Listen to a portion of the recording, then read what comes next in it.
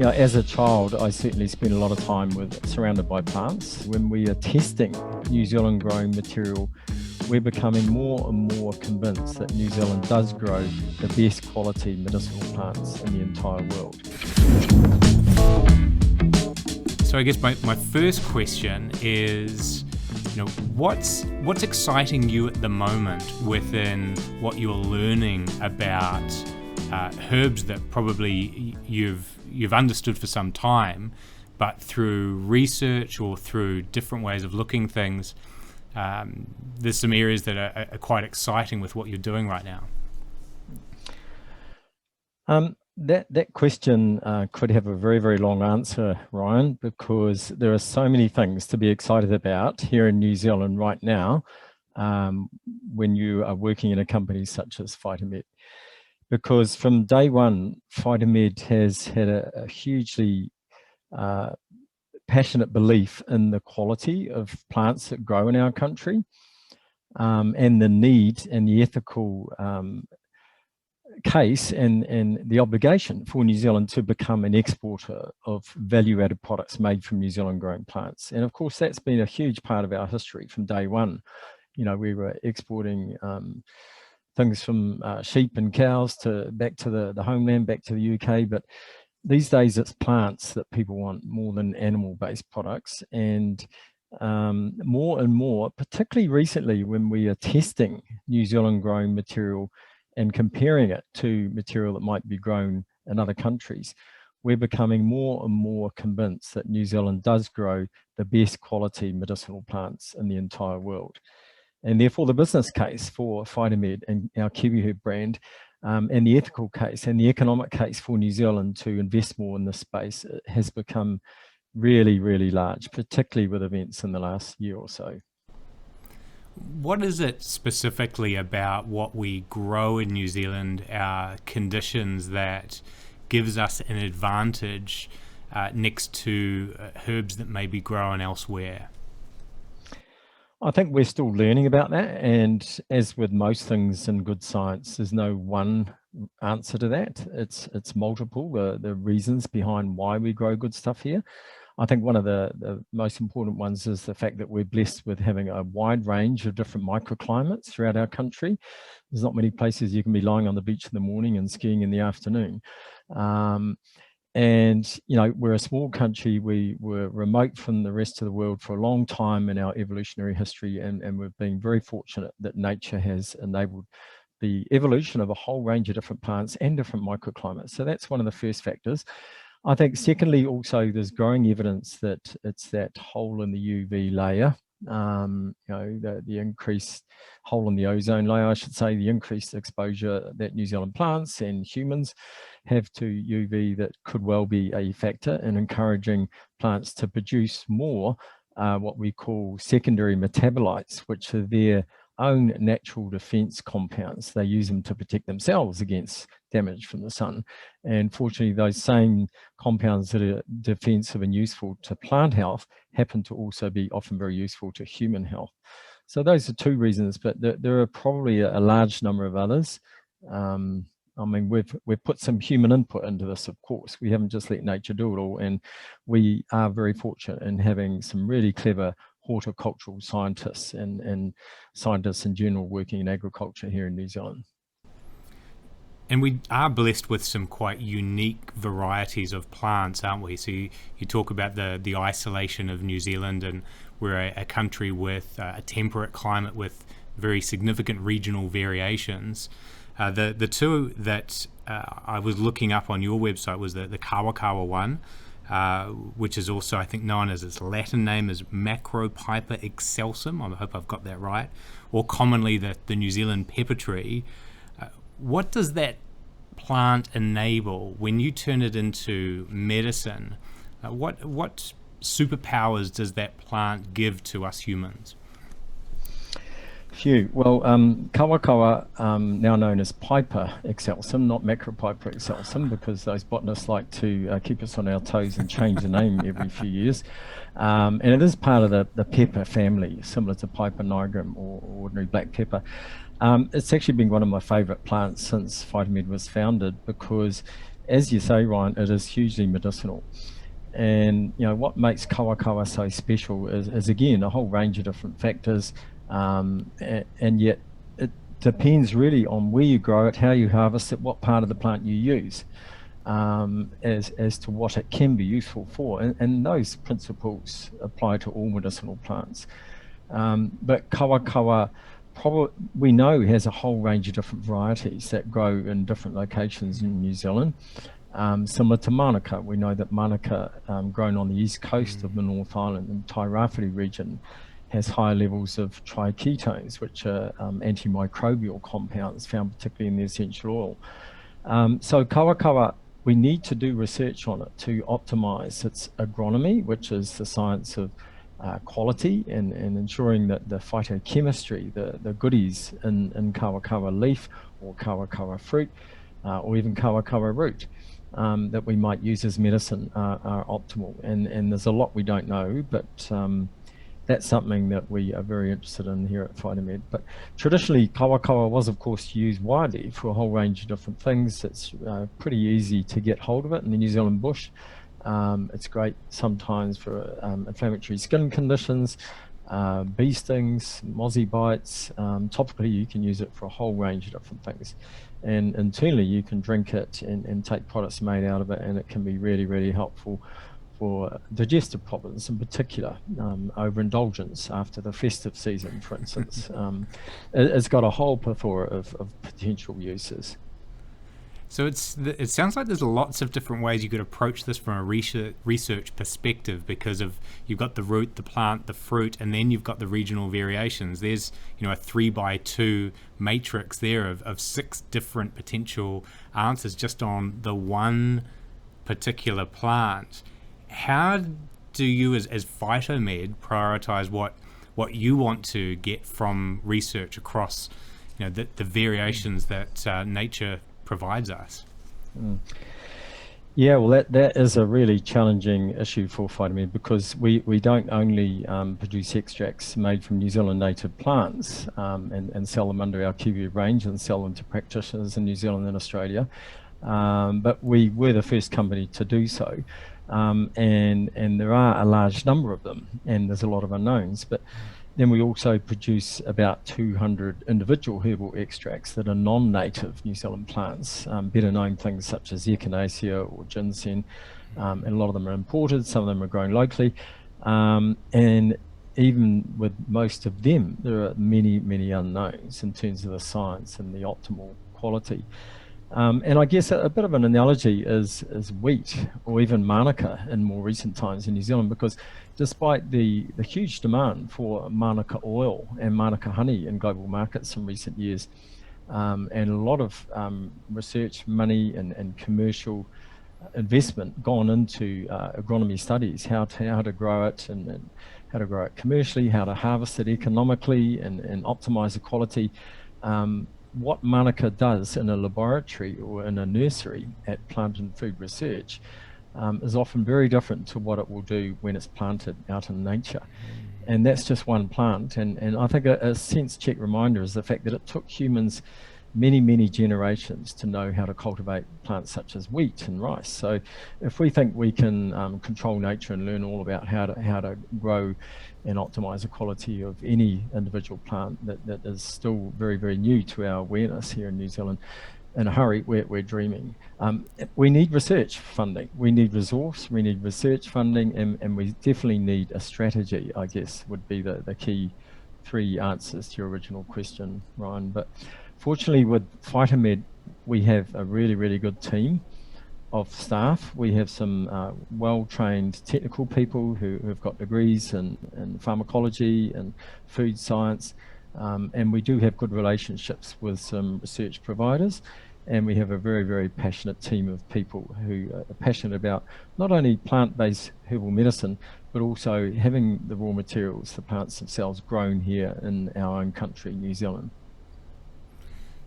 Now, on that discovery of what plants could do, you've been in this for some time, and you did mention there about Manuka honey and the variant properties it has on the East Coast, which is the area you grow it up in, wasn't it? And around Yes, Gisborne that's right. Tokomaru Yep. Bay. Yep. What originally got you into this, being passionate about what plants could provide as medicine? Like what was happening on the East Coast, and what did you discover through your early pathway into medicine? Yeah. I think I don't really know all the answers to that, but as a child, I certainly spent a lot of time surrounded by plants, and I used to love going into the bush and to Ngāhere with my father, who was a king tramper, and that stayed with me right throughout my life. And in fact, having gone back to Gisborne recently on holiday and gone into Wahiriri Domain, which is just out of Gisborne, not far from where Rhythm and Vines is held, and walked in the bush there, it really reminded me that that whole region used to be really, really rich in native plant life, and there's still pockets of it there now. And it's very pleasing to see further up the coast, Manukau is regenerating well, and the second generation native plants are coming away now as well. So I guess what got me into my passion for native plants and probably plants in general, a whole range of reasons, but the east coast of New Zealand, Tairāwhiti, has really experienced quite a drop in its socio-economic status and employment levels in the last 20, 30 years, possibly since New Zealand started the journey to Britain joining the EU. In fact, it was a real kick in the guts for a lot of farmers on the east coast at the time. And we've had forestry, we've had a little bit of tourism, we've had other industries since, but it's never quite got back to the vibrant communities that it used to be in many ways. And so, to me, and this is a global thing, not just for the East Coast. This applies to New Zealand versus New Zealand and the world. And I think COVID in the last year has reminded us that drugs don't have all the answers. They don't have all the answers, and increasingly people are realizing that we've, I think, become a little bit too dependent on drug-based medicine, and we've forgotten that often nature and things that grow in our own backyard can help us as well. They have many, many answers, particularly with preventative healthcare. And I think it's realizing that plants grow really, really well in our country, not just native plants, but noxious weeds such as privet and wandering Jew and Chinese honeysuckle, Japanese honeysuckle. They're all around the East Coast, some of these things, and we should be utilizing them as medicines. And New Zealand needs to employ people more. It needs to add value to what are the exports, and yet we grow the best plants in the world. And there's a huge opportunity there because the world is crying out more and more for clean, green products, and particularly those that are grown certified organically.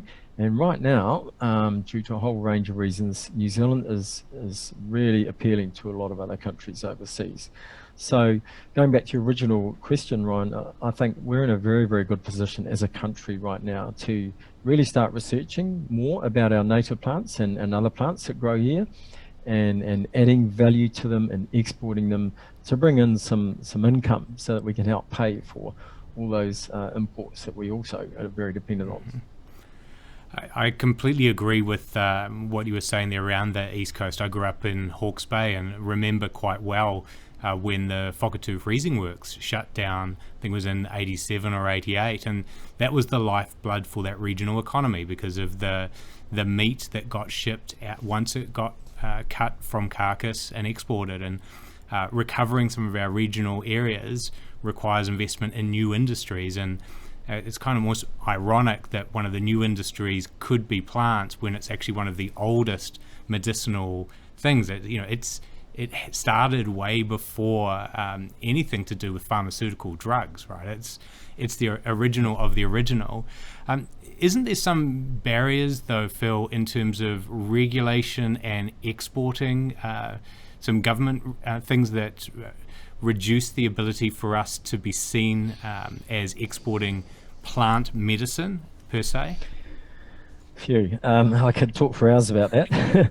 I mean, as you may know, Ryan, I've been a huge advocate for better regulations in New Zealand for the natural health product industry since I got involved in the industry more than 25 years ago. Because you need regulations that are globally recognized if you want to create a vibrant and lucrative export-based industry. And that applies to any industry sector. I mean, the dairy industry, the beef industry, we wouldn't, the forestry industry, the kiwi fruit industry, the regs around each of those are really good and world-class, okay?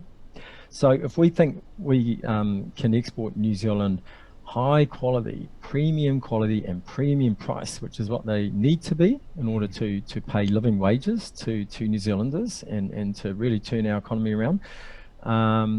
If we think we can do that without good regs, we're dreaming.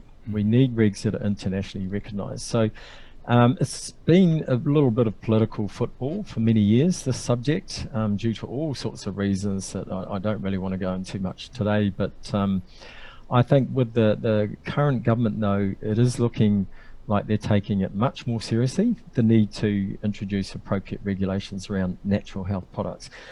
But it is a minefield. Terminology doesn't help. Some people call them dietary supplements. That's currently how many of them are regulated here in New Zealand. Over the ditch in Australia, they're regulated as medicines, and therefore they're able to make therapeutic claims on the packaging. You're able to state that this is good for sleep or this is good for stress. You can't do that legally in New Zealand because we don't have world-class regulations. But the way around that for serious companies and companies such as Phytomed and Kiwiherb has been to embrace overseas regulators from day one. And that's why we do work actively with the TGA, and we have gone down the route of achieving good manufacturing practice or GMP certification for the company. That was always one of the initial objectives to enable us to export, because without that, which is not compulsory still here in New Zealand, you can't export products and make therapeutic claims. Yeah, so I think the government will get there, hopefully in this term. We're feeling quite optimistic. The industry body, Natural Health Products New Zealand, that I'm a founding member of the board of, we are making good progress in our negotiations with the government, and I think having a Labour majority at the moment will also help facilitate that. It's good to hear. It's certainly, you're not the only industry, as you say, that is driven by regulation and standards and can take a lead from some of the international ones. I was talking to Mark Jung, who's the Global Security General Manager for Gallagher, who are electric fence famous, but are now doing data center and government installation security systems. Now, those systems are based on US regulation around compliance for security, or UK regulation around security for compliance. So those regulations drive how they design their solutions, and they know if they're compliant, they can sell into those markets. And so it only seems to make sense for New Zealand if we have either a regulation that we decide is similar to what we want to have here as something we could meet, then it could certainly open up those export markets. And it's working for Gallagher. He mentioned some pretty amazing numbers in the tens of millions to 100+ million in 5 years of growth. And wouldn't that be great if we could have that for plant medicine, because operators like yourself who've been operating at this high level would have some recognition to how much investment goes into the product. You'd be able to differentiate yourself not just in the domestic market but internationally. And until then, how do you grow the market? How do you get your products into Australia or China or other markets? Well, I mean, Phytomed, as I said, we've embraced overseas regulatory requirements from day one, and not just Australia, but also with Europe. We went down the pathway of having a couple of our Kiwiherb products licensed by the EU. And that was many, many years ago. And I think the European regulations are probably the toughest in the world. There's a whole lot of paperwork, a whole lot of stability testing, a whole lot of product quality issues and that need to be addressed. It took a few years. It's serious stuff. But that's what's required to get a herbal medicine on the shelf in Europe. But Australia is quite similar, and yet Australia is, I think, a more evolved market. I mean, Aussies like Kiwis are pretty aware with natural health because we've had this user pays approach to health for a long time. And I do believe we've had some really good quality companies come out of here in Australasia in recent years, not just New Zealand, but also Australia. And people who found companies, you understand the basic principles of dose and quality. These things might sound really obvious to some people, but if you're going to take a herbal medicine with 20 different ingredients in it, all of them in very small subtherapeutic quantities, then you have to ask, what's the point? Is this a food? Is it going to be a medicine? So yeah, we're very, very lucky that from day one we've had a strategy of exporting, to be in the natural health products, which is also the pharmaceutical space. And to help New Zealand's economy, you need to think beyond our small 5 million population. You need to export, and that's where the opportunities are. Like everything else, like all our food and beverage industries, and some of which you've talked about. And it is really, really encouraging to see that people are gradually moving to plants in New Zealand. Even the cowcockies in Waikato, you drive through there now and you see they're starting to grow maize and squash, and they're getting into sort of things that, as you say, we used to be much more aware of their importance to our health years ago. But that's what the world requires. That's what we have to produce. Has it been quite a illuminating journey recently when you've seen some of these things that may have been quite edge case 20 years ago become very normalized, mainstream? I mean, your CEO, Mark Callahan, is ex FMCG, right? That's core mainstream marketplace. What has it meant for you to have been on this journey for so long and to have some of your early ideas validated at a national level? Yeah, I think that yeah, it's quite interesting, as you say, because I remember back in 2003, I think it was, Time magazine came and interviewed me because they did a piece on New Zealand's future in relation to biotechnology versus natural health products, because we were kind of at a crossroads at the time. Should we go down the GM, the genetic modification route and settle these field trials and really get into biotech? That was seen as a sexy industry at the time. Or should we be going more down the natural health products route? And there was a lot of misunderstanding about the issues at the time across all sectors of society and government, understandably. And yet I'm pleased to say that now it's not so. People are, there's a lot of interest in companies such as us. There's a lot of demand from overseas, and there's a lot more investment interest. There's a lot more consumer interest.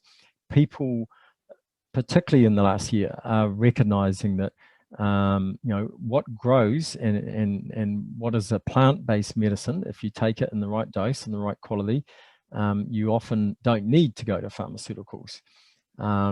So it's the adverse events of pharmaceuticals. It's the fact that there's been research showing that in some cases they're not always that great for you, such as HRT and antibiotic overuse, the emerging nightmare of antibiotic resistance. And of course, the biggest factor, I think, that's really contributed to that paradigm change in how people view my industry has been climate change. And it is becoming increasingly difficult to source a lot of things, food for humans, and including herbal medicines, plant medicines, which again means the business case to having them grown locally has really surged, particularly in the last year.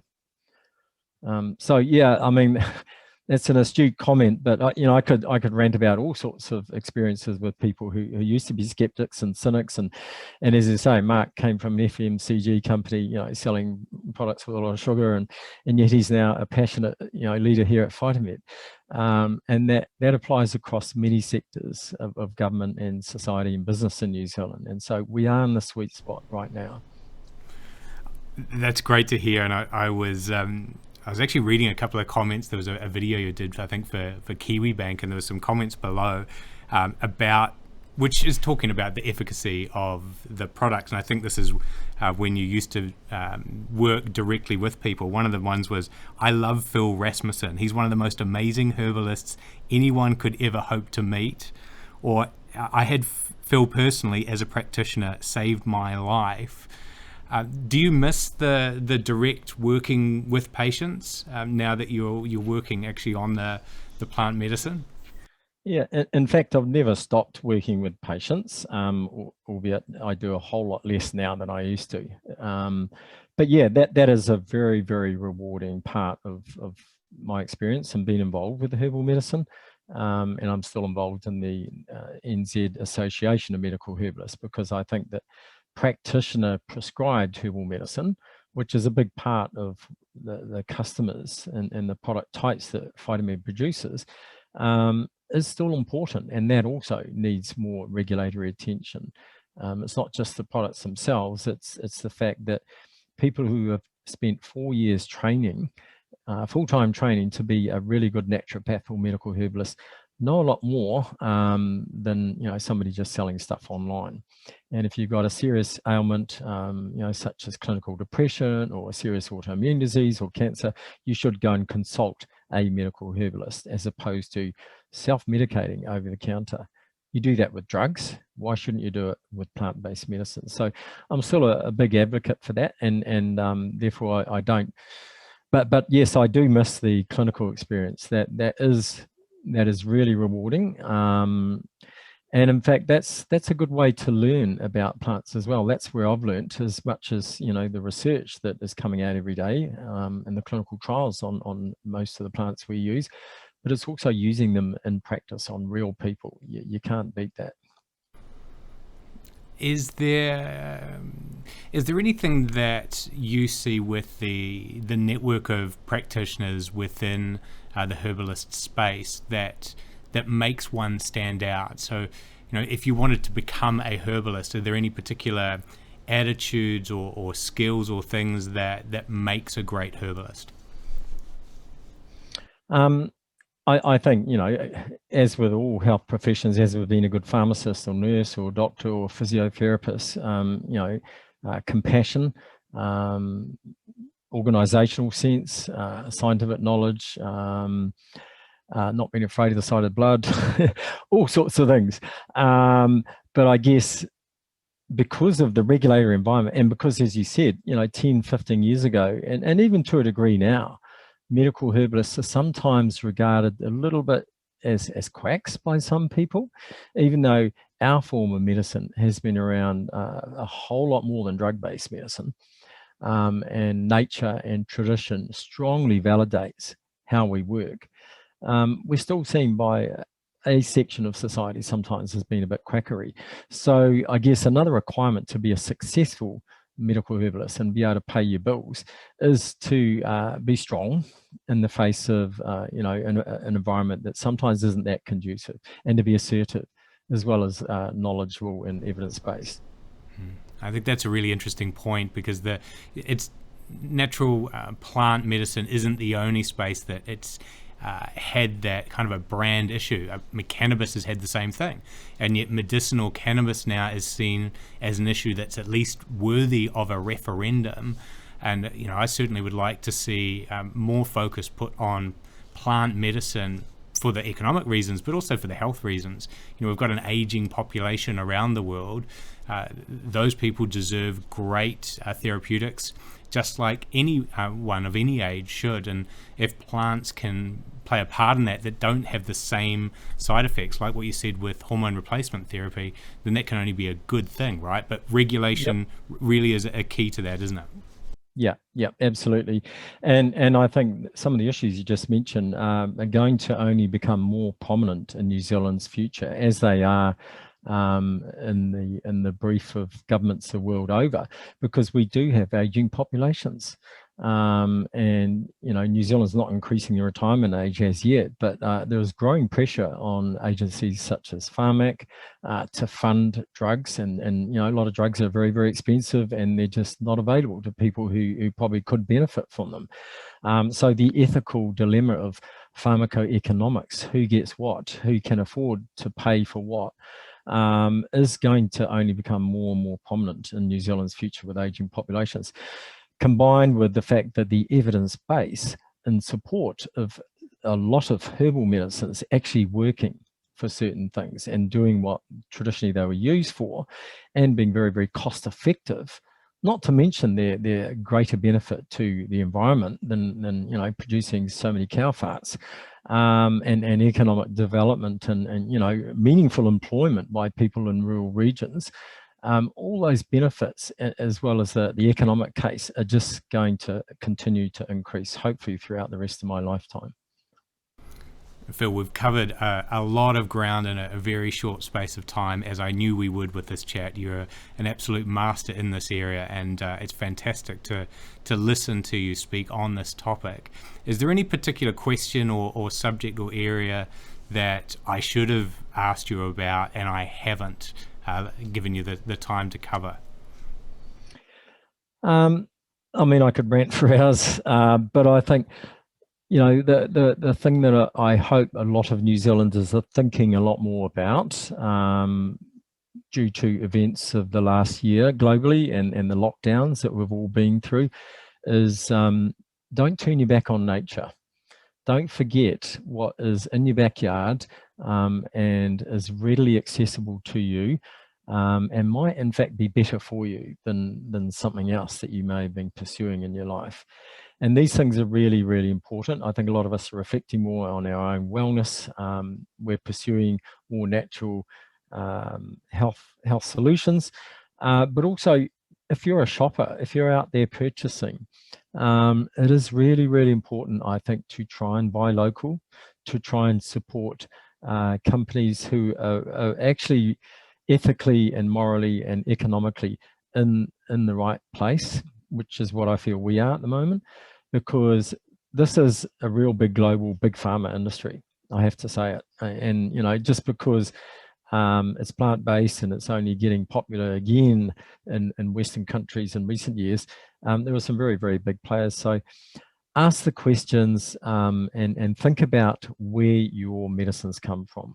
And as a result of that, where the raw materials come from, because, this industry, there's a lot of things that aren't particularly ethical or right in it, not only in the pharmaceutical industry.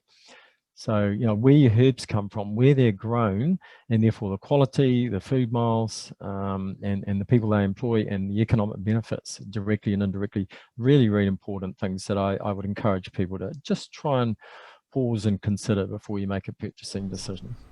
That certainly happened to me in December. I had a cough in my throat and then actually lost my voice for a couple of days. I had to postpone a couple of the KIWI original recordings.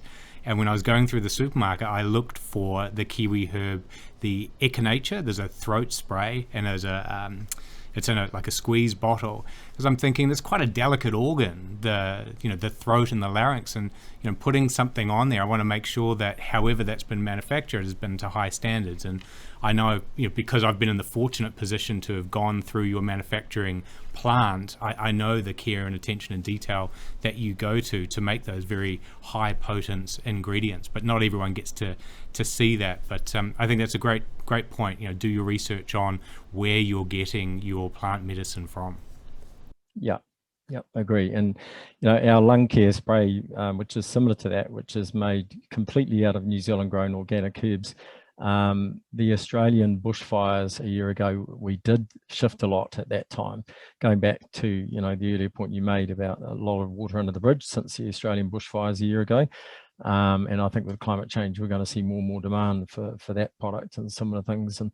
And these are all herbs that grow really, really well here in New Zealand, and they don't take years to grow. And so that's just one product that we can multiply that and apply it to so many other products for common health needs that are relevant to living in the 21st century. And that's what's really, really exciting about the journey that Phytomed is on. A big opportunity, and thank you very much, Phil, for leading on this issue for Phytomed and for the Kiwiherb brand. Really appreciate your time today on the podcast and on the show, and looking forward to getting it out to the New Zealand made fans here and some of those international markets. So yeah, appreciate your time. Cool. Thanks heaps, Ryan. Nice to talk to you. You're welcome. Thank you for watching this episode of a Kiwi Original. If you like what you saw, then hit the subscribe button and you'll get other episodes just like this one in your inbox. Make sure you hit the bell too for notifications, and you'll be served up uniquely Kiwi stories like this one contributing to New Zealand's future.